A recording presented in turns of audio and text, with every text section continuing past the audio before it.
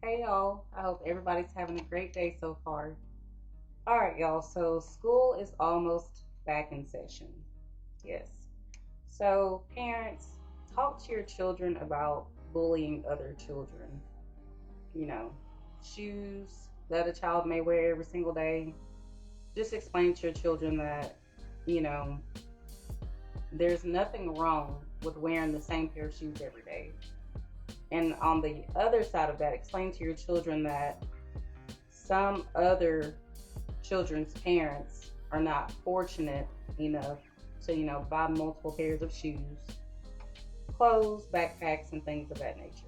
Just have talks with your children about what they may see in school when it pertains to other people's children and to not engage in any form of bullying. Also, hygiene. Talk to your kids about, making fun of other children's hygiene because they may not have running water, or maybe a parent is strict and they don't allow that child to take showers every single day, whether it's a financial issue or just really try to. Your children understand more than you think, so really try to have conversations with your children as if they understand, because they will start to catch on eventually. Don't just assume they're too young to understand, because you'll be surprised at what children actually pick up on and actually comprehend. So yes, yeah, just make sure tell your children that if they see a child wearing the same shoes over and over, same clothes, even same hairstyle, because children pick up on everything. Why do you always have your hair like this? Why do you do? Children are curious by nature, of course, just like people are in general. Children have more questions though, so just sit your children down and have a conversation with them as if they already understand. And of course, always ask them if they have any questions at the end of it. Also, when it comes to hair texture, because this is something that's really not talked about, teach your children that it's okay if someone has a different hair texture than them, whether the hair texture is more kinkier and coarse or the hair texture is more loose, wavy, and curly. Teach your children self love. If they do have a certain hair texture, no matter if it's kinky or on the finer side, the looser texture, um, if their hair is on the looser side, or whatever, teach on either spectrum that their hair texture is beautiful, that there's nothing wrong with it. Because what I've noticed is it's kind of strange that some children who have a looser texture hair have been made to feel like they're not ethnic enough, they're not black enough because their hair is not kinkier. So it used to be, if your hair wasn't of a certain texture, if it wasn't of a looser texture or had a curl or a wave in it, that you would be made fun of. But now it's so strange. Not everywhere, but I have seen it to where a child that has looser texture hair that's curly and wavy were made fun of and told that they weren't black enough because their texture hair wasn't kinky. Y'all got to do better, please. From either side, whether your child has quote unquote good hair, which all hair is good. If you take care of your hair, if it's clean, if it's kept, it's good hair. No matter if it's kinky or a looser texture. Teach your children self love. Stop using terms like nappy, whatever else y'all be saying, because I don't speak like that. Never have, never will. So teach your children self love, because it does start at home. All hair textures are beautiful. All hair is good hair. If it's clean, if it's kept, if it's moisturized, you have good hair. No matter if it's kinky or looser texture.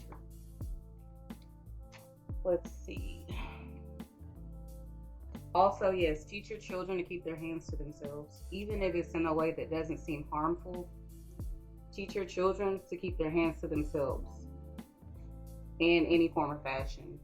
I understand that we want to touch things that are nice and shiny or, appealing to the eye, but boundaries. And it starts at a young age. That's what most people, we want to teach boundaries as people get older. No. Boundaries start when they're little. It's not just about good touch, bad touch. Boundaries start with language, how someone is speaking to you, and of course on the physical aspect. Boundaries. Not everybody wants their hair touched. Even if it's a compliment. Ooh, your hair is so pretty. Or ooh, I like your hair. Or ooh, I like your shirt. Or ooh, that's a pretty necklace. Everybody doesn't want to be touched, even if it's in a way to embrace or compliment. So also teach your children so that way when they hit their adult years and they go to touch somebody's hair and they wonder why that person gets offended, they're not confused. Teach your children. My mom taught me, thankfully. She didn't teach me a lot of things, but she did teach me boundaries and personal space and respecting other people. So teach your children that even if it's trying to compliment somebody, keep your hands to yourself. And people will let you know if it's okay to, have physical touch with them. Let's see. Also, a lot of people have been misusing the word humble. Humble should be taught. This is a perfect example. So when your child or children do see other children that are less fortunate, whether that's holes in their socks and clothes, poor hygiene, or wearing the same shoes over and over, this is where you need to teach your children to be humble in a sense of be grateful that you're able to provide for them nice things, that they have options, that they go to school clean, that they can wear, change out their shoes throughout the week, that they have clean clothes to wear. So stop trying to teach people to be humble by doing physical things to them, which is harmful, or just talking crazy at people trying to put them down. You should be using humble in the sense of, hey, we're grateful that we don't have to live like that. We're grateful that we have options. We're grateful that we live in a nice home and that you have nice clothes and shoes to wear to school every day, that your hair is done, that you go to school clean. So start using humble in the way that it's meant to be. Okay? If you care to be better. If you don't, keep using humble in ways to tear people down. But let's see.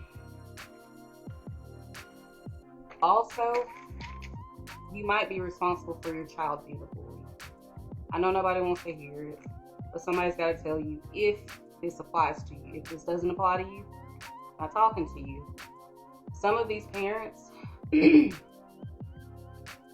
are responsible for their children being bullies, because I've heard and seen how parents talk to their children, calling them MFs, stupid, dumb, just very demeaning, little nappy, little black ass, like, y'all, you are responsible sometimes for your children going to school and being bullies, because we all know this.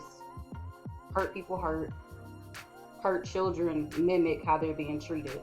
So your child is not just a bully by association, by who they're hanging around, trying to be a follower. Oh, my friend's bullying, so I guess I should pick on this child too. Sometimes your child is a bully because you are bullying your child. Watch how you, be mindful of how you speak to your children. And also be mindful of how you allow other people to speak to your child. Whether that's the father being hard on the son, calling names, or, sit your such and such A down. I'm just like, watch how you speak to your kids, because they need an outlet too. They also need a release. So when they go to school, they may just be reenacting the treatment that they're getting at home. So be mindful about that. And yeah, I just want to say this too, because a lot of parents, which I don't blame them, will go to the school and discipline the child at the school and even make it a point to discipline the child that's bullying in front of the other kids, that's great. But if you still go back home and if you're the bully to your child, what good is that doing? And actually, you're the cause of it. So think about that if you are doing that. Let's see. Also, parents, which I'm pretty sure people do this anyway, but if you don't do it, donate your children's gently used clothes and shoes and whatever else, undergarments, to Goodwill or even churches. I don't know if schools allow this, but I would even start trying to, see if you could donate clothes to schools or whatever. And I know nobody wants to, if a parent that is struggling, no parent wants to go to the school that their child attends and ask for used clothes that another student, has donated. But I'm pretty sure somebody can make it anonymous to where, they can plan certain days to where if you are in need of clothes, or maybe somebody could drop off clothes, just like coordinate that some kind of way. If I have anybody from like a school that works in the school listening, maybe try to orchestrate, if this is not done already, clothes to be donated to the actual school itself for the kids that attend there that may need the clothes and shoes or undergarments. So yes, guys, that's pretty much it. Just,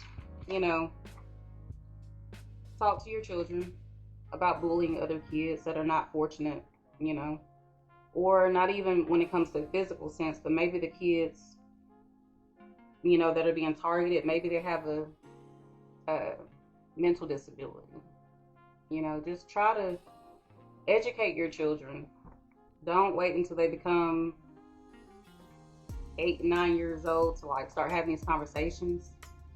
Talk to them when they're going into preschool, because I have seen some ruthless little toddlers, or like between like the ages of like 3 and like between like 3 and 5. Like, these kids know how to talk, and they got some smart mouths. Okay, some of them, not all of them, of course, but your children understand, even at that young toddler age, more than you think they do.